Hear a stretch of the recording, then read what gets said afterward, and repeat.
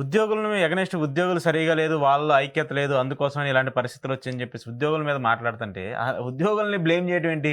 వ్యవస్థను బ్లేమ్. కాదండి, నాకు తెలియకపోతే ఉద్యోగులు సంవత్సరం బట్టి రోడ్డు మీదకి వచ్చి ధర్నా చేస్తున్నారు. హ్మ్. సంవత్సరం బట్టి జీతాలు లేవు.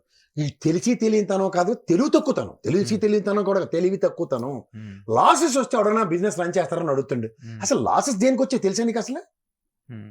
ఒక హ్యూజ్ ఎక్స్పాన్షన్కి వెళ్ళారు వాళ్ళు. హ్మ్. అదే కదా నిన్న ఆగస్టులో ఇంకో ఫర్నస్ ఓపెన్ చేస్తామని ఇచ్చినప్పుడు కూడా వాళ్ళ సామర్థ్యం చూపించారు వాళ్ళు. హ్మ్.